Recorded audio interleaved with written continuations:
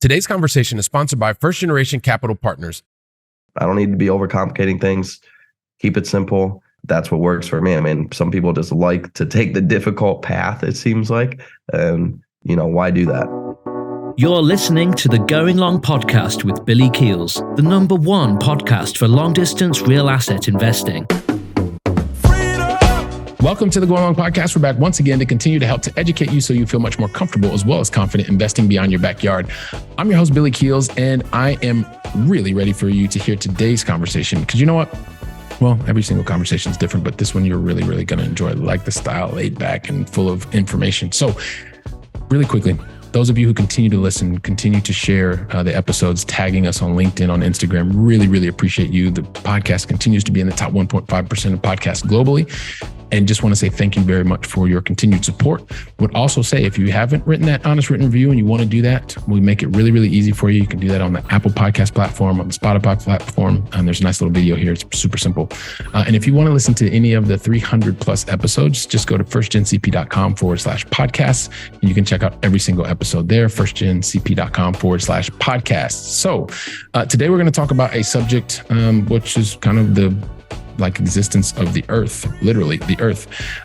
We have a gentleman who's going to share his knowledge around the land space. Who started out as an engineer. He's going to talk a little bit more about that. So anyone who is an engineer, you like your analytical stuff, and most important, you enjoy and value your time, I'm going to suggest that you listen to this extremely packed and brief episode because we're going to talk to the owner of Jazzland LLC, Mr. Jon Jasniak, and we're going to get to that just after this. So you know what? If you've ever wanted to understand how having raw land in your portfolio can increase your long distance investing success, then guess what? Today's the conversation you're going to want to listen to until the very last word. You know why?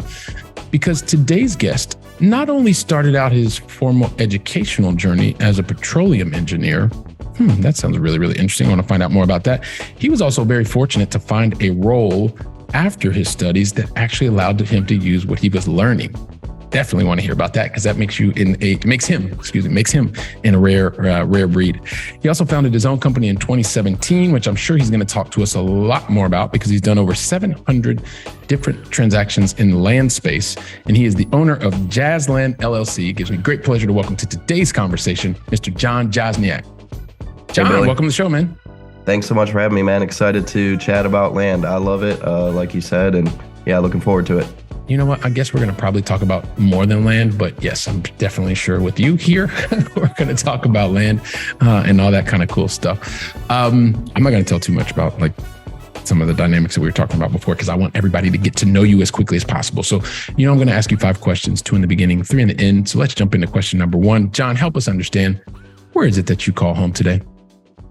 I'm in Texas, Fort Worth, Texas. I love Texas. I grew up in Michigan and moved down to Texas when I was 18 to go to school and have never looked back. So I've been in Texas 12 years now. Time's flying by, and lots of great real estate in Texas, good market, good people, good food, good weather. So I love it down there. All right. Well, sounds great. So you got 2 guys from the Midwest who are getting ready to talk to you a little bit more about all the stuff that he's doing over in Texas. Everybody knows I'm from Ohio, so it's just one of these things. Help us understand, Jon, what's the most positive thing that's happened to, or let's say for you in the last 24 hours?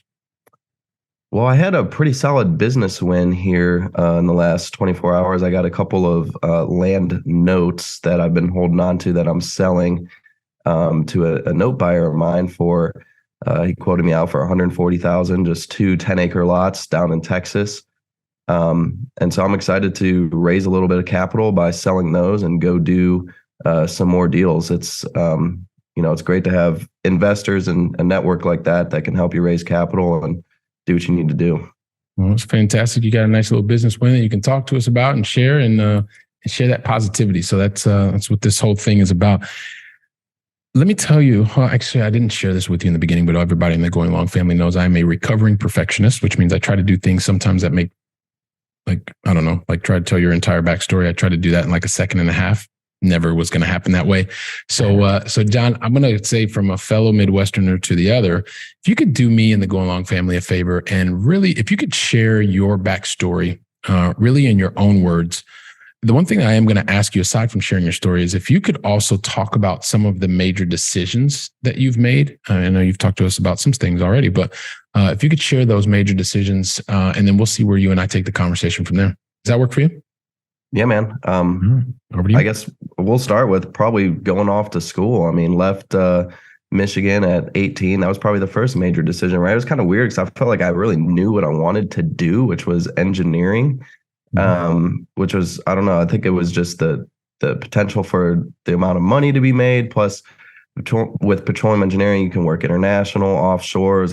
I liked being out in the field. So oil and gas, it just seemed cool to me. So it was, off to school. I knew kind of always wanted to leave Michigan and kind of go venture off. So that was, I found myself down in Texas. I was literally by myself, 18 years old, didn't know anybody, walking to school as a freshman, engineering, kept hearing, petroleum engineering is one of the hardest things you can do. But, I had good success at it and I enjoyed it. And I graduated from school. I immediately had a job lined up. I was working in Houston, Texas, as an engineer, making a great salary, 6 figures, coming right out of school. So I was pretty blessed there. But, I found myself going to the office every single day. I didn't dislike what I was doing. I liked engineering. I was drilling oil wells. I thought it was cool, being out on the rig and with the crew and with the guys and everything and kind of overseeing the jobs, these multi-million-dollar jobs. But it was just kind of going to the office every day, that monotonous grind. I didn't dislike any of the people I was working with, but they just didn't have the same vision as me. I always, kind of felt like I wanted more and always just very much had an entrepreneurial mindset. And so it's kind of just felt like I was almost finding myself in a rut. And, I would listen to hours and hours of podcasts like your own and others. And it was one podcast, The Side Hustle Show, which is a great podcast where they talk about different side hustles and things you can do. And some guy like myself comes on and starts talking about the land business. And, you can buy and sell land, invest in land. There's a lot of passive income opportunities. We're making X amount per month, just holding notes and people paying us. And I was like, man, I'm going to dig more into this, and ended up buying his course, buying another course on land, and just kind of dove in head first within the first month or two and bought my first piece of land in Texas and sold it for over double what I bought it for. And I just kind of replicated that process and just slowly but surely snowballed, bought another deal. And then now it's kind of transformed to this larger business where I'm doing these large subdivides and bigger projects, but it certainly wasn't like that from the start. So you've got it's really interesting. So you've got this desire that's inside, and I wanted, because it's one of the things I want to talk about. But then you talk about as you're building a business, it's you felt that you had a different mindset than the coworkers that you were working with. Although you liked the coworkers and things like that, you just felt a little bit different. But one of the things that you mentioned is you're leaving, heading away, a couple thousand miles for school at 18. Now you're a Midwest guy. I'm a Midwest guy. Let's keep it real. All right. I got a lot of friends of mine who are kind of still back in the same hometown and doing a lot of the same kind of stuff. Everybody's got a different life. Everybody's got a different path. I've worked and traveled throughout 86 countries. I've lived in Europe for the last 22 years. But it's not easy, man. Like, Jon, it's really not easy. And I'm sure you can relate. And maybe you could talk to us, because there's somebody out there that's listening to you right now, and they're thinking to themselves, well, Jon did it. Billy did it. But I feel trapped because everybody around me is sticking around home or not going, or just going right into work, and they're starting to make a lot of money.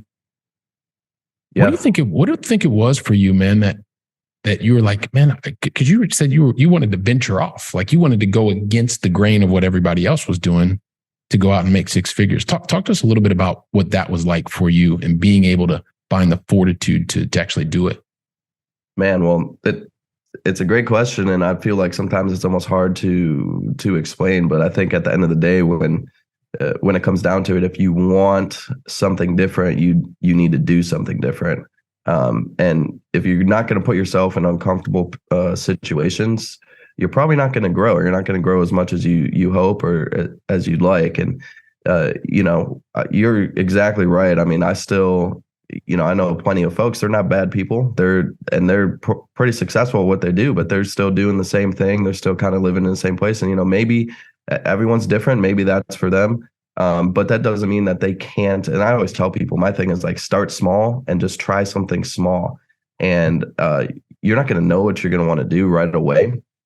For me, real estate and land was actually not the first thing that I tried. I mean, I tried, probably a dozen different little things before I stumbled into this business. And so if you can start small and try something small and kind of experiment without, completely uprooting yourself or your life or doing something crazy, then eventually I think you're going to find yourself gravitating towards what it is that you enjoy, what it is that you really find interest in. And then you can kind of dive in head first. And that's when, you can really start to make those more serious life decisions.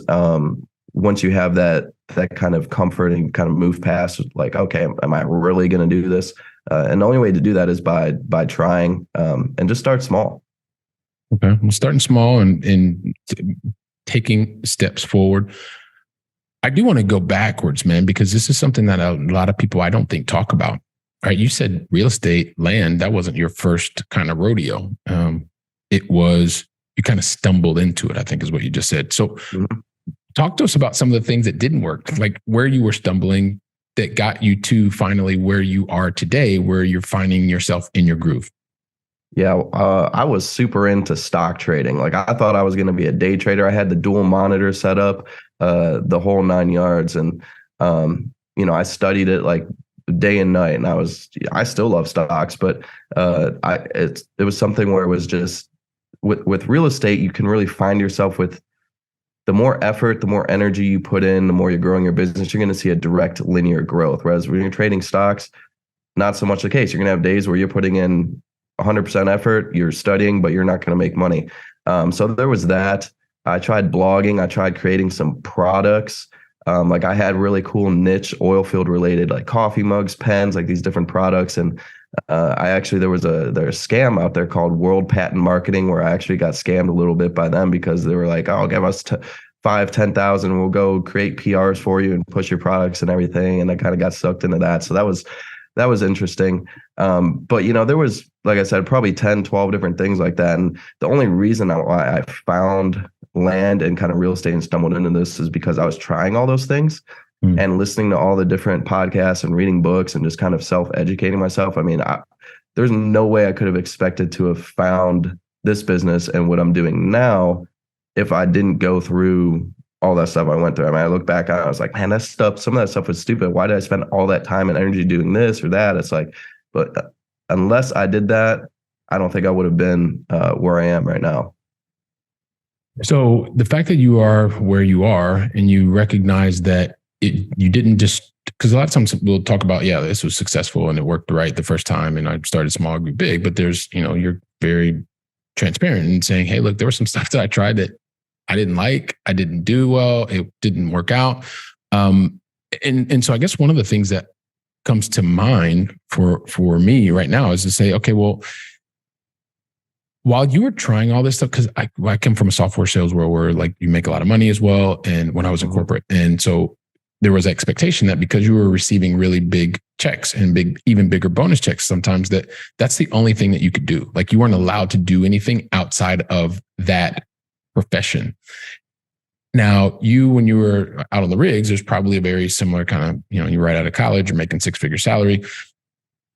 Were you telling other people about what you were doing kind of like in your side hustle lifestyle? Or was this like what was that experience with your colleagues? Yeah. Like, that's funny to think back on. I'm not sure I've ever been asked that question. It was very much like you described. You're making all this money. You feel tied to the company. I didn't really want anyone to know what I was doing.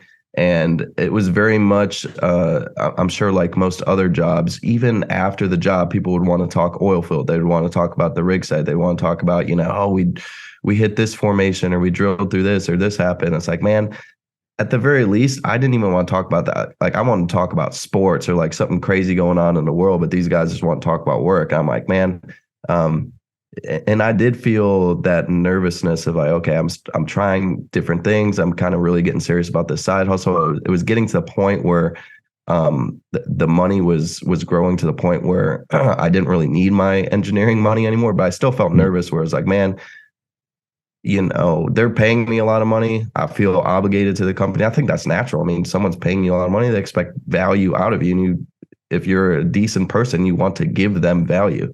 Mm-hmm. So it is a fine line that I think we walk.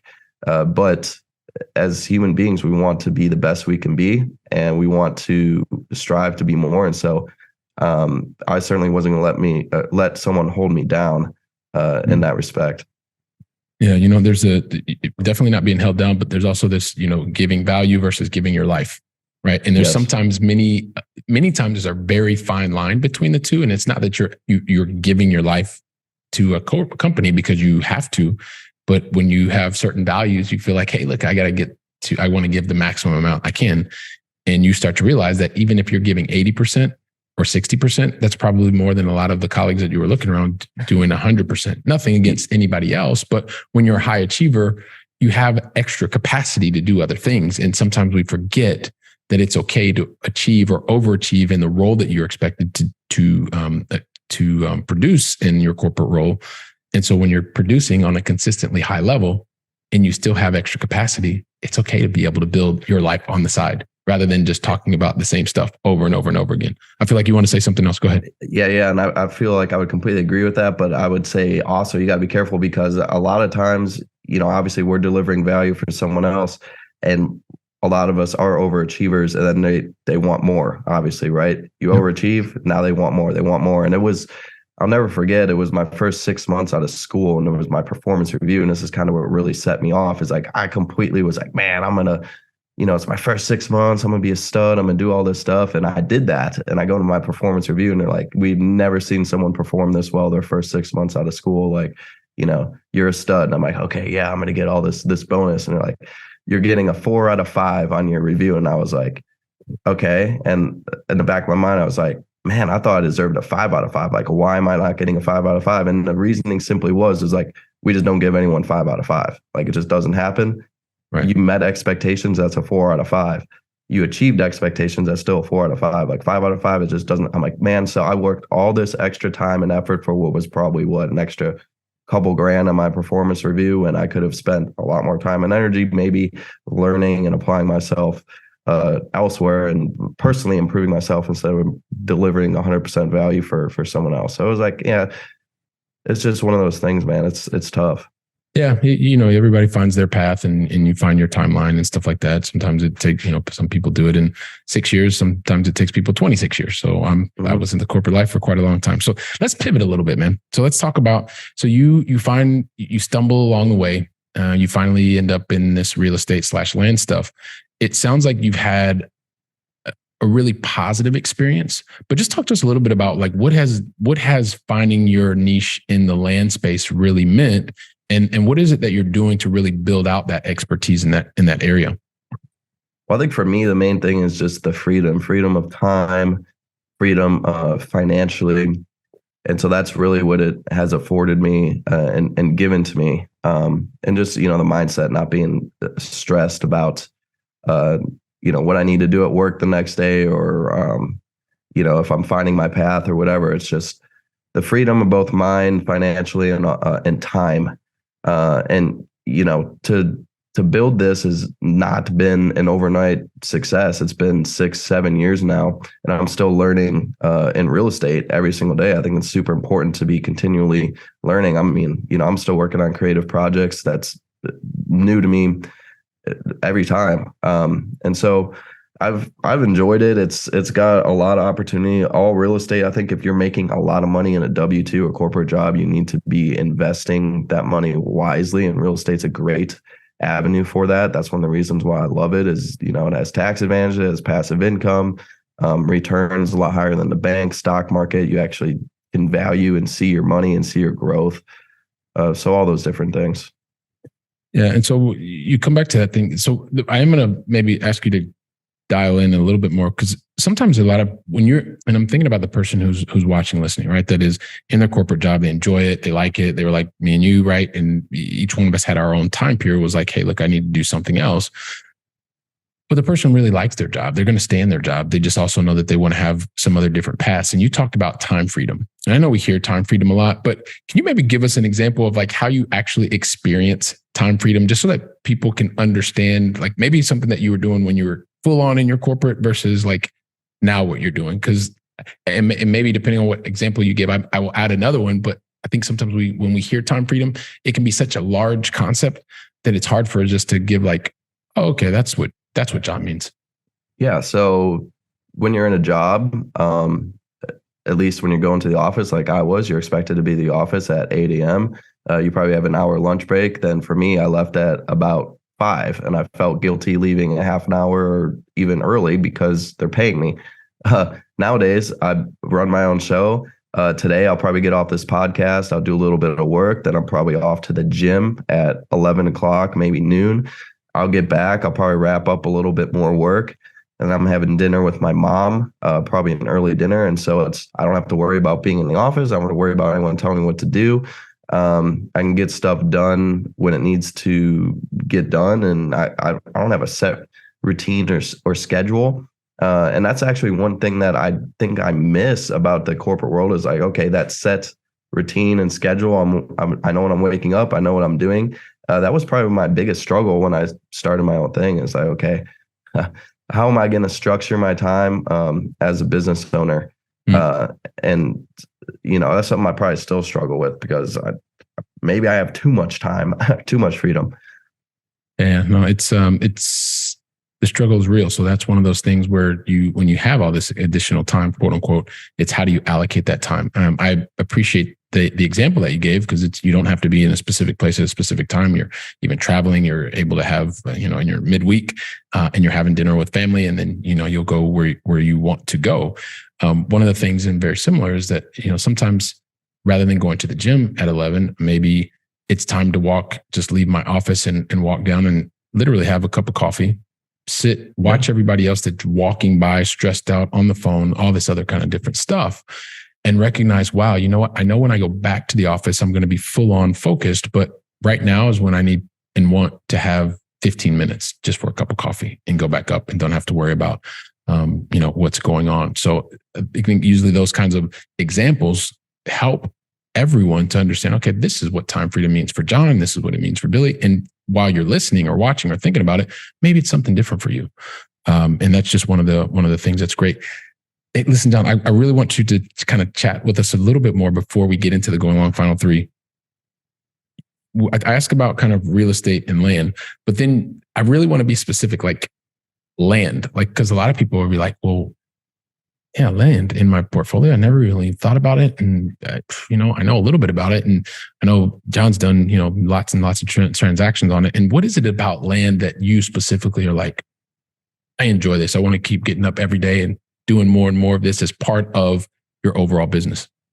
Simplicity, man, for sure. It's, in my opinion, the most simple form of real estate out there. And at the same time, the returns from an IRR and just an ROI perspective are, in my opinion, the highest in real estate. So if I can do something that's extremely simple and get crazy high returns for that effort, then why not? I don't need to be overcomplicating things. Keep it simple. And that's what works for me. I mean, some people just like to take the difficult path, it seems like. And, why do that? All right. Well, simplicity and being able to, once again, it sounds like you're talking about the efforts and the time that goes along with that. And so I'm sure the Going Long family is going to get to find out more and understand a bit more about what's going on. But here's the thing, Jon. I think I mentioned this from the outset, man.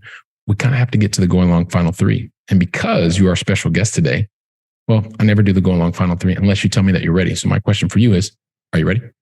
I'm ready. I have this feeling that you were kind of born ready, Jon. So let's go into question. Technically, it's question number 3, but it's the first of the Going Long Final 3. And with both of us being Midwesterners, I told you before, I've been living over here in Europe for over 2 decades now, which seems just unbelievable. So I always like to know, help me and the Going Long family understand, what is your favorite European city that you've either visited or still on your bucket list to visit, Jon? Well, I've only been to Europe one time, and it was to London. And if I'm being honest, I did not particularly enjoy it.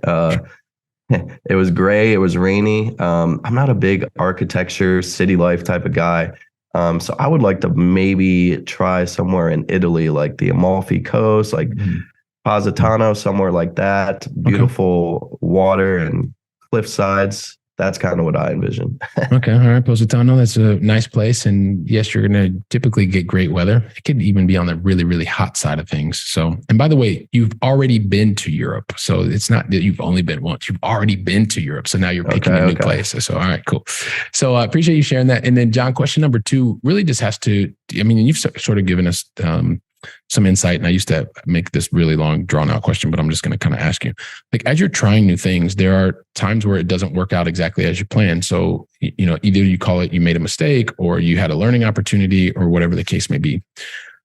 Don't think about the mistake, but think about the lesson that you learned. What is one lesson that you know that you learned, you paid full price for, and that you're going to share it today with the Going Long family, with the hopes that, you know, someone out here today is not going to make the exact same, and not going to have the exact same learning opportunity? Yeah, so recently I put a property under contract, probably a lot earlier than I should have. A lot of people kind of get in this mindset where they need to get a property under option, a piece of land under option or under contract to start doing due diligence. It's just not true. A lot of this stuff can be done before you even give any option money or any money or even get under contract. So there's a property in Taylor County, Texas. There was a subdivision. I got a little cocky, put it under contract, probably spent $5,000 or $10,000 in attorney fees, plus it was like $2,500 option money. So it was like a $10,000, 60-ish day mistake, only to find out that the county wasn't going to let me subdivide it how I wanted to. And I could have figured all that out before I even put it under contract. I mean, I could have made calls to the county and just done simple homework and research. But for some reason, I got FOMO or whatever it was. I thought I needed to put it under contract. So you can always do a bunch of due diligence under contract. And the main learning lesson is there's always going to be another deal. Like, I don't know why I was so set on getting this thing locked down and trying to push this square peg through the round hole when there was going to be another deal. Look, there's always another deal. There's so many deals out there. You don't need to force one in particular. Yeah. Well, I appreciate you sharing that. And anybody who's ever had the fear of missing out, then you know what John's talking about. So question number 3, and this is about how do we fill our minds with knowledge. So a lot of this is theoretical, but of course we want to take theory and put it into practice. So what is one book that you would recommend to the Going Long family today, John? I love Thinking Fast and Slow by Daniel Kahneman. It's probably my favorite for business and kind of entrepreneur mindset. I mean, just the way he ties psychology into like economics. It's a really slow read, man, to be honest, because it's so technical and so in depth, but it's worth it. All right. So Thinking Fast and Slow, and Mr. Daniel K. We will include that in the show notes as well. So, you know, John, these conversations like literally fly by. I'm just thinking about you sharing your good news with the land notes, and you're talking about leaving the state of Michigan at 18, being able to go out and find your educational dream. Not only were you able to get that, but I mean, heck, right out of college, you're starting out with a 6-figure salary, and you're doing that, and you're out on the rig, and you're having a great time. You're learning, you're applying knowledge. You're overachieving against objectives, and to the point that, you know, while you're out there, everybody's talking about work, and you're listening to them talk about work. And in the back of your mind, you're going, yeah, this is cool, everybody. This is kind of nice, but I left home for a reason. I'm out here, and now I kind of want to do some other stuff. And that culture can kind of keep you trapped and feel a little bit trapped, but you didn't let that do that. You didn't let it hold you back. You started listening to podcasts. You were taking action. You stumbled upon, as you talked about, the actual world of real estate and land. And you made your learning opportunities before you figured out the stuff that you didn't really like. And now you found the space that you were continuing to build mastery in. And as you continue to do that, you're also talking to others, sharing your knowledge. And we talked about even in the beginning with Jazzland LLC. And so the Going Long family is thinking, Billy, just ask them the question. So I'm just going to ask you, like, what's the best way for the Going Long family to find out more about you, things that you're doing, and, maybe even learn a little bit more about land? Any social media at Jon Jasniak, or you can email me, john@jonjasniak.com. Would love to look at any land deals, give you a free insight. I just like looking at deals. So, I mean, I don't know. It excites me. Hit me up, shoot me a DM. Would love to help you out. All right. Fantastic. So it makes it super simple, everybody. Just check them out. We'll also include the links in the show notes. And so, John, I just want to say thank you very much for deciding to invest your time with me and the entire Going Long family. Really appreciate it. Thank you so much for having me, Billy. All right. Awesome. Hey, listen, man, if you give me just a couple seconds, I'll wrap things up. Going Long family. John said it. Keep it simple. He's talked to you about his path, how he's gotten into real estate. Just didn't happen overnight, like the simplicity of land. And he's willing to share his knowledge with you and the expertise and network. So listen, take today's conversation, share it with 2 or 3 other friends. Heck, if you want to share it with 5, share it with 5. Then talk about the things that Jon and I have just talked about and the things that he has his expertise in. While you're doing that, I'll be here preparing for the next conversation. So until then, go out and make it a great day. And thank you very much.